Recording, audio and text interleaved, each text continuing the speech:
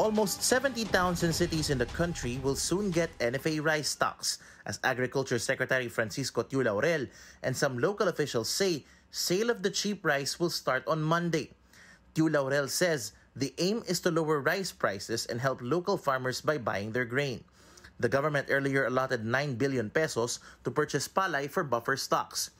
The agency also confirmed that a stall at the Murphy Market in Quezon City sold rice infected with weevils, locally known as bukbok.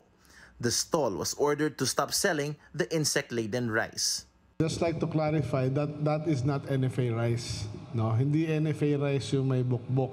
Confirmed na may bukbok, pinaimbestigahan ko na to, and definitely it is an isolated incident. Pinakita ko nga kay Mayor at kay Congressman yung mga tags dito, which you can see, meron dyan 1-day-old stock pa lang, meron 2.12 months, meron 1 month pa lang. This is just part of the 150,000 metric tons of rice from government stocks that authorities aim to sell to local government units over the next 6 months. In total, over 300,000 metric tons of rice will be sold to the market for the entire year. Local governments in Metro Manila are also preparing for the sale of cheap rice. Metro Manila Council Chairman and San Juan City Mayor Francis Zamora says around 1,000 sacks of rice will be sold in their city for 33 pesos per kilo starting Monday. Zamora says he aims to sell all his stock before local election campaigning begins on March 28th.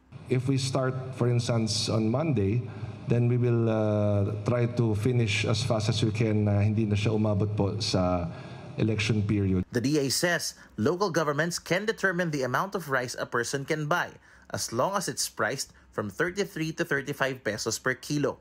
Aside from Metro Manila, Camarines Sur, Isabela, Cebu City, Cagayan de Oro, and Zamboanga are among the first areas in Visayas and Mindanao to receive the rice shipments.